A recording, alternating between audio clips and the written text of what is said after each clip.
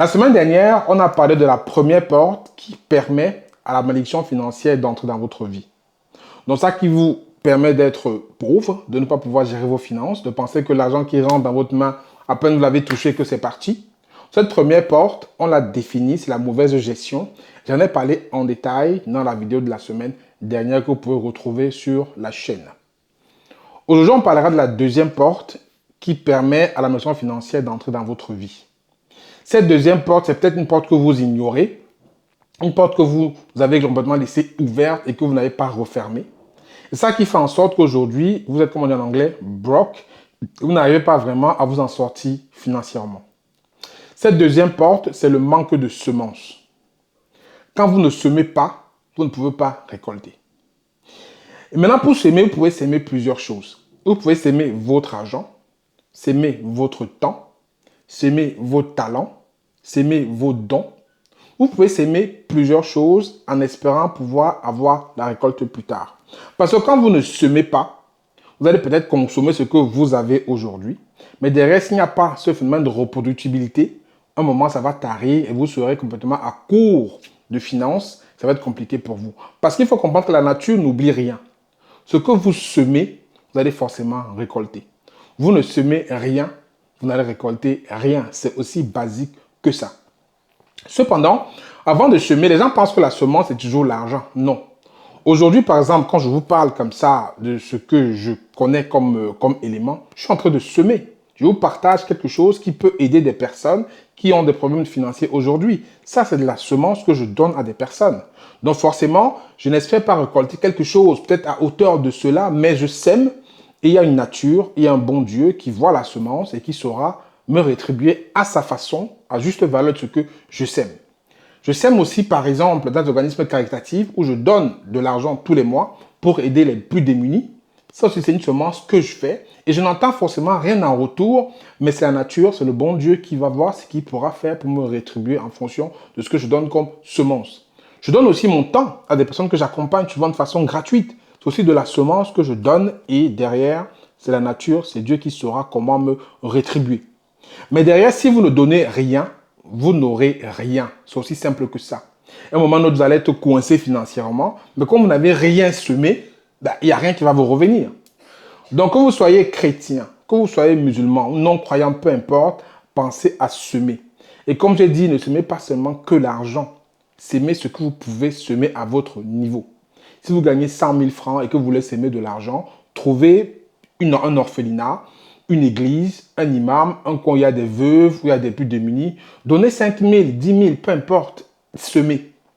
C'est très important de semer. Et derrière, en fait, quand vous semez comme ça, semez sans intérêt. Semez sans attendre vraiment quelque chose en retour. Semez avec le bon cœur, parce que vous avez envie de le faire. Semez pas parce que vous savez que vous êtes contraint. La nature n'aime pas la contrainte. Parce que derrière, quand vous semez par contrainte, ce n'est pas la même chose.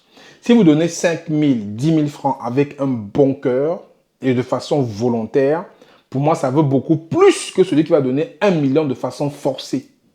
Si vous donnez 1 heure de votre temps pour accompagner des orphelins, des veuves, des plus démunis, 1 heure de façon volontaire avec la joie, ça vaut beaucoup plus que quelqu'un qui donne 1 mois de façon forcée.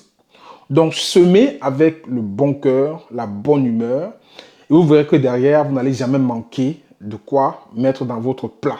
Vous ne manquerez jamais de finances. Vous ne manquerez jamais de quoi pouvoir s'occuper de votre famille. Je vous assure. Ça, c'est un témoignage qui est complètement vrai.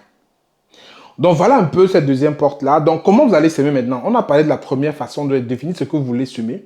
Maintenant, préparez-vous à la semence. Ça veut dire préparez votre corps, votre esprit à cette semence-là.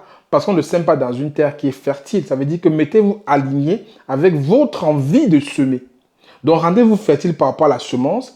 Et maintenant, après, plantez cette graine-là et entretenez-la. Derrière, si vous n'entretenez pas une graine, elle ne pourra pas pousser. Elle ne pourra pas germer. Elle ne donnera pas de fruits. Donc, vous semez cette graine-là, vous l'entretenez. Si c'est un orphelinat, vous semez, vous suivez comment ça se passe, vous demandez des nouvelles, vous essayez de voir. Ne donnez pas seulement comme ça et dites, voilà, j'ai donné, je suis parti. Essayez de voir ce que votre don, ce que votre semence a pu produire. Choisissez un enfant dans l'orphelinat que vous pouvez financer. Vous dites, voilà, je prends cet enfant-là, je le finance jusqu'au lycée, jusqu'à l'université, je paye sa scolarité tous les années. Vous verrez que c'est une semence et vous suivez. Donc ça, c'est le suivi de sa semence. vous allez voir effectivement que en fermant cette deuxième porte, qui est le manque de semences, vous commencez à semer. Vous allez voir que vos finances vont forcément s'améliorer parce que vous avez toujours de la finance qui vont arriver. Et si vous couplez à ça la bonne gestion, c'est-à-dire vous avez les finances qui commencent à arriver, qui sont abondantes, et vous couplez à ça la première porte que vous avez fermée, donc la bonne gestion, plus les finances qui arrivent en permanence, vous verrez que vous allez sortir de cette malédiction financière. Vous n'allez pas manquer de quoi mettre dans votre poche, envoyer vos enfants à l'école, subvenir à vos besoins. Vous n'allez jamais manquer de cela si vous fermez ces deux portes. Vous fermez la porte de mauvaise gestion et vous semez. Voilà. Semez, semez et semez. Vous allez voir que vous allez forcément complètement toujours récolter. Qui ne sème rien ne récolte rien. Qui sème quelque chose récoltera quelque chose. Maintenant, c'est à hauteur de ce que tu as, ce que tu possèdes. Si tu n'as pas de l'argent, donne le temps. Si tu n'as pas le temps, donne ton talent. Si tu n'as pas ton talent, donne ta disponibilité. Donne quelque chose. Sème avec les autres. Ne sois pas quelqu'un qui pense qu'à toi. Quelqu'un qui ne pense qu'il vit en vase clos. Non, tu ne sèmes pas, tu ne récoltes pas. C'est aussi simple que ça. Donc voilà la deuxième porte qu'il faut fermer pour pouvoir rester dans l'abondance financière. Mettez-moi en contact ce que vous en pensez. Et bien entendu, abonnez-vous aux médias si ce n'est pas encore le cas. Activez la notification pour ne pas que nous devons publier ici. C'était Franck Kenyé. À très bientôt. Prenez soin de vous. Ciao, ciao.